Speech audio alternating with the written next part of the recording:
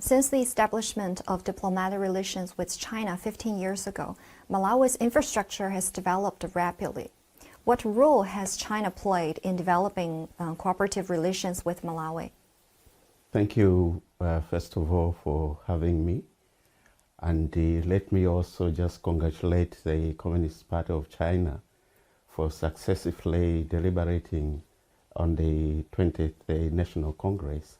Under the bilateral agreement between Malawi and China, we have been able to construct new roads, and that requires a lot of money.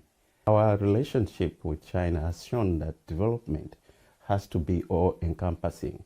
It has also to include the cultural aspects like sporting activities. So in Malawi now you have, for example, the Bingo International Stadium, which was constructed with a Chinese loan. We have hotels that have now mushroomed in Malawi using Chinese companies that have taken advantage of the environment in Malawi to be able to provide such sort of infrastructure. I know Malawi is a country with political stability and friendly people. It is one of the most peaceful countries in Africa. What drives the country to attract more investors?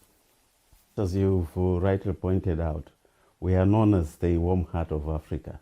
The friendliness of the people attracts people. If you're going to invest in Malawi, you have to be safe and secure. And in Malawi, we haven't experienced wars as yet, and that has contributed to creating a conducive environment for investment. We have institutions now that have been strengthened, the financial institutions themselves. Our policies, they make Malawi an attractive investment place because the policies equally are conducive. During the 20th CPC Congress, President Xi Jinping stressed that China will further promote our high-level opening up and build a community with a shared future for mankind. What are your views on China's efforts in this goal so far? For us, it is a blessing that there is continuity in terms of the leadership in China.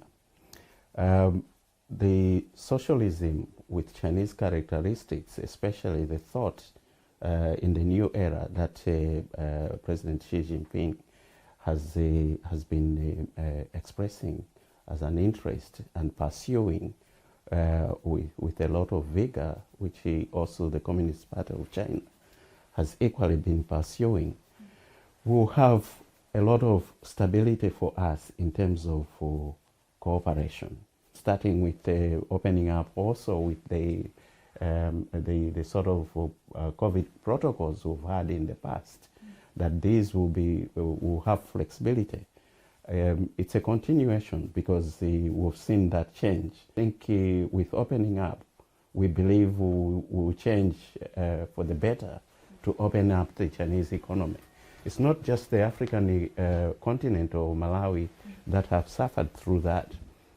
I think even in terms of the economy of China, it has equally suffered because of the lockdown.